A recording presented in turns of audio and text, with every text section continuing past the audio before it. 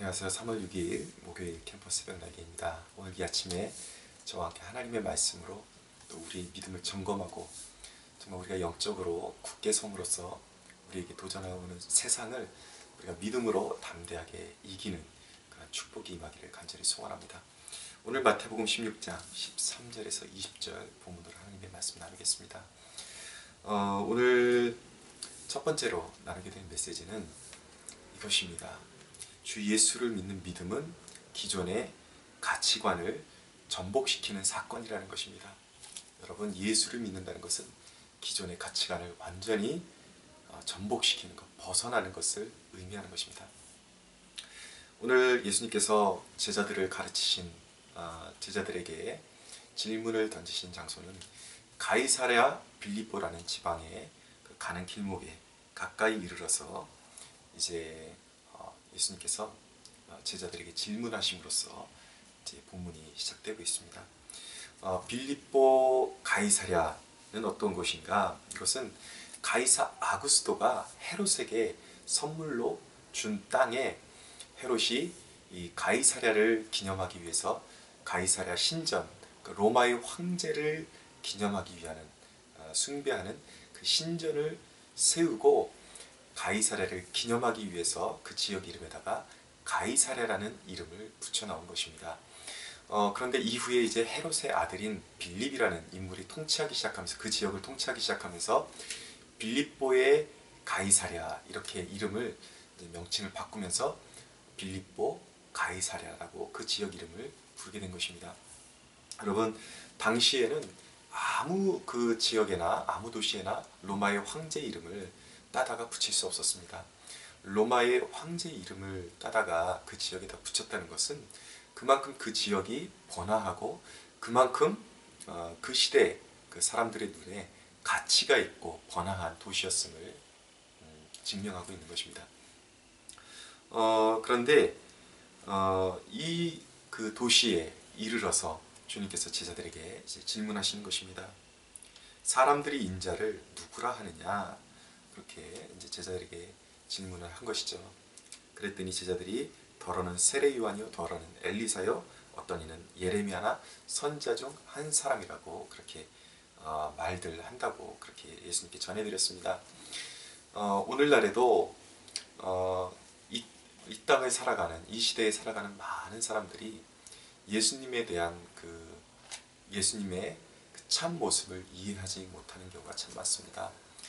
예수님을 실존 인물로 그렇게 이해는 하지만 어떤 세상에 살았던 사람들 가운데 뛰어난 어떤 4대 성인 가운데 한 사람, 아주 뛰어난 선지자 중에 한 사람, 성인 가운데 한 사람, 이렇게 이해하는 그 사람들이 참 많고요.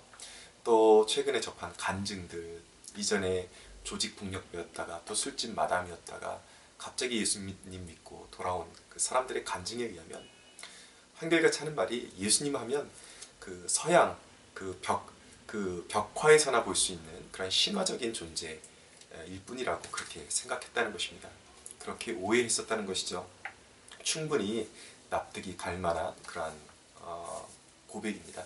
그런데 그런 가운데서 주님께서 오늘 제자들에게 물어보십니다. 그렇다면 너희는 나를 누구라 하느냐 물어보시는 것이죠. 오늘 주님께서 우리에게 말씀하십니다. 너희는 나를 누구라 하느냐. 이 번화한 도시 가운데 정말 문명은 계속해서 발전해 가고 있고 과학은 이제 어떤 종교를 비웃듯이 계속해서 앞질러 가고 있는 이런 시대 가운데, 이 번화한 시대 가운데 너희는 나를 누구라 하느냐 주님께서 물어보시는 것이죠.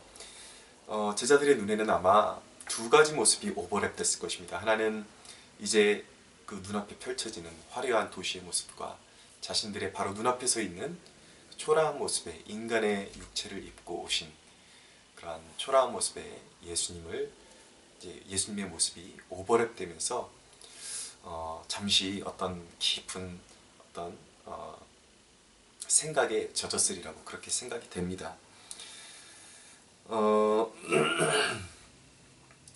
여러분, 주님의 질문은 이런 것입니다. 눈앞에 펼쳐져 있는 이 화려한 세상 속에서 주님을 말 그대로 인정하고 따를 수 있겠는가? 이런 질문이 질문의 의도가 거기에 담겨져 있는 것입니다. 그때 이제 베드로가 고백을 합니다. 주는 그리스도시요 살아계신 하나님의 아들이십니다. 이렇게 고백하죠. 그리스도는 이제 히브리어로 메시아, 기름 부음을 받은 자라는 뜻입니다. 말 그대로 구원자라는 의미를 담고 있는 것입니다.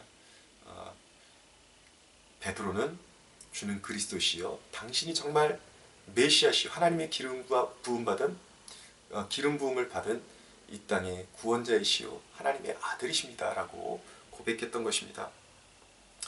여러분, 그리고 이어서 18절에 보니까 베드로가 이렇게 고백했을 때 예수님께서 말씀하십니다. 너는 베드로라, 내가 이 반석 위에 내 교회를 세우리니 음부의 권세가 이기지 못하리라 라고 말씀합니다.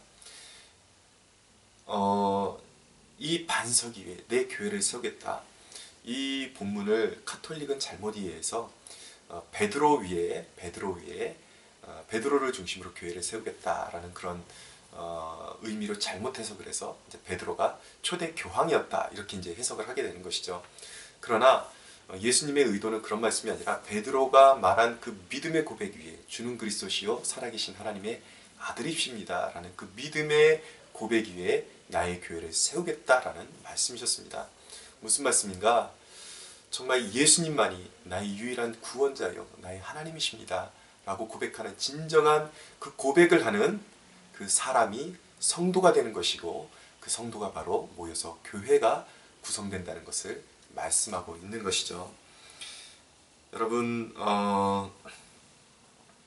구원받는 믿음은 세상은 더 이상 나에게 가치가 없으며 예수님만이 나의 진정한 주가 되심을 고백하는 것입니다. 여러분, 여기서 주라는 것은 헬라어로 큐리오스라고 합니다. 그 주라는 고백은 바로 당시에 로마의 황제를 지칭할 때 쓰는 용어였습니다. 근데 예수님의 제자들은 예수님께 주라고 고백했던 것입니다. 그것은 무슨 말씀입니까? 이 세상을 살아갈 때에 저 화려한 황제의 도시나 화려한 도시가 보여주는 그 황제가 우리가 굴복해야 할 믿음의 대상이 아니라, 그 황제가 큐리오스가 아니라, 저 세상이 보여주는 돈이나 명예나 세상의 그 어떤 즐거움이 나의 큐리오스가 아니라, 나의 주가 아니라, 나의 황제가 아니라 오직 예수님만이 나의 큐리오스이십니다. 나의 주이십니다 라고 고백하는 것이 바로 구원받는 믿음인 것입니다. 가치관의 전복이 일어나는 것이죠.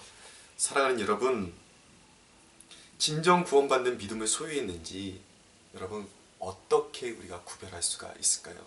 많은 사람들이 예수를 믿는다고 하지만 어떤 경우에는 전혀 그 사람의 삶 가운데 구원받는 믿음을 가진 열매가 전혀 보이지 않는 경우가 있다는 것입니다. 여러분, 어떤 사람이 정말 구원받는 믿음을 소유했는지 어떻게 할까요? 그것은 그 사람 안에 가치관의 전복이 일어났는지 보면 알 수 있습니다. 여러분, 구원받는 믿음을 소유한 사람은 가치관의 전복이 이루어진 사람입니다. 여러분, 갈라디아서 6장 14절 읽어드리겠습니다. 그러나 내게는 우리 주 예수 그리스도의 십자가 외에 결코 자랑할 것이 없으니 그리스도로 말미암아 세상이 나를 대하여 십자가에 못 박히고 내가 또한 세상을 대하여 그러하니라 라고 말씀하고 있습니다. 나는 이미 세상의 그 화려한 것에 끌려다니지 않는 존재로, 나는 세상에 대하여 십자가에 못 박혔고, 그리고 세상도 십자가에 못 박혔다고 그렇게 말씀하고 있는 것입니다. 더 이상 세상의 그 화려함이라 세상의 가치관이 나를 흔들 수 없는 존재가 되었다는 것입니다. 가치관의 전복이 이루어졌다는 것입니다. 여러분, 그렇기 때문에 진정으로 구원받는 그 믿음을 소유했다는 것은 그냥 단순히 예수님은 하나님의 아들이십니다, 그분은 역사 속에 진정으로 살아계셨습니다 라고 고백하는 것은, 야고보 사도는 그런 믿음은 귀신도 가지고 있는 믿음이라고 말하고 있습니다. 여러분, 전혀 다른 것입니다. 예수님을 그냥 살아계신 실존 인물로, 그냥 예수님이 하나님의 아들이시구나, 그것을 그냥 지식적으로 아는 것이 구원받는 믿음이 아니라는 것입니다. 진정한 믿음은 우리의 삶의 완전한 가치관의 전복을 우리에게 안겨주는 것입니다. 이제는 돈이 우리의 큐리오스가 아니라 돈은 이전에는 돈의 종로를 타던 사람이 이제는 주님과 함께 돈을 다스리는 존재가 된 것입니다. 이제 세상에 내가 그 어떤 떠받든 그 어떤 것들, 인간관계나 어떤 명예나 세상의 어떤 가치관이 다 주님의 그 지배하에 완전히 종속된 것입니다. 완전히 내 인생에 있어서 이제는 완전히 그 주님과 바꿀 수 없는 그러한 무가치한 것들이 되어버린 것이죠. 우리는 물론 경제생활을 하고 세상 속에 살아야 되지만 그 어떤 것과 어떤 것의 가치와 주님의 존재를, 주님의 가치관을 바꿀 수 없는 그러한 상태에 이르렀다는 것입니다. 그렇기 때문에 그리스도인은 세상 속에서 경제활동도 하고 그러지만 돈에 종속되는 것이 아닙니다. 돈을 다스리는 사람이 된 것입니다. 물질을 다스리고 인간관계를 다스리고 명예를 다스리고 그런 것들이 내게서 다 떠나간다 할지라도 오직 주 예수님 한 분만이라면 만족하고 살아갈 수 있는 존재가 되었다는 것을 의미하는 것입니다. 여러분 17절에 놀라운 비밀이 나타나고 있는데요. 예수께서 대답하여 이르시되 바요나 시몬아 내가 복이 있도다. 이를 내게 알게 한 이는 혈육이 아니요 하늘에 계신 내 아버지시니라 라고 말씀하고 있습니다. 할렐루야. 사랑하는 여러분 얼마나 감사한 고백인지요. 아까 제가 잠깐 말씀드렸던 최근 제가 이제 좀 접한 그런 간증자들이 있습니다. 이전에 조폭이었다가 삶이 바뀐 사람, 술집 마담이었다가 전도왕이 된 사람, 이런 사람들의 간증을 들어보면 예수님께서 자기 인생의 가장 쇼킹한 사건이 무엇이냐면 예수님은 어떤 벽화에나 그려져 있는 그 신화적인 존재인 줄 알았는데 깨닫고 보니까 그분이 진정으로 살아계신 하나님의 아들이시요 그분은 하나님이시요 진정한 구원자이심을 그분이 십자가를 지시고 부활하신 부활의 주님이라는 사실을 진정으로 깨닫게 된 것이야말로 자기 인생의 가장 쇼킹한 사건이었다는 것입니다. 근데 여러분 그것을 어떻게 알게 되는가? 나의 힘이 아니라 그것은 아버지의 계시로만 알게 되는 것이고 누구든지 성령이 아니고서는 예수를 주시라 할 수 없다고 성경은 말씀하고 있습니다. 전적으로 하나님께서 우리를 선택하시고 우리에게 계시의 영을 부어주셨기 때문에 예수 그리스도가 참 구원자요 내 인생의 가장 무엇과도 바꿀 수 없는 가장 위대한 가치관이 되었다는 것을 고백할 수밖에 없게 된 것이죠. 여러분 우리에게 이 구원의 진리를 깨닫게 하신 예수 그리스도의 살아계심과 위대하심과 광대하심과 그분의 생명과 부활을 보게 하신 하나님께 오늘 영광의 그런 고백을 올려드릴 수 있기를 간절히 축원합니다. 여러분 이 가운데 혹시 아직까지 예수님을 구원자로 영접하시지 않은 분이 있습니까? 여러분 내 마음 가운데 내 삶에 대한 공허함과 두려움이 있고 불현듯 죄에 대한 심판에 대한 두려움이 여러분들에게 임박해 있습니까? 임해 있습니까? 괜히 두렵고 나는 아직까지 주님을 고백하지 못했는데 어떻게 하나? 여러분 이 말씀을 들을 때에 고백하십시오. 하나님 앞에 예수님은 나의 구원자입니다. 예수님을 나의 구원자로 진심으로 인격적으로 예수님을 나의 통치자로 내가 맞이하고 섬기기를 원합니다라고 고백하십시오.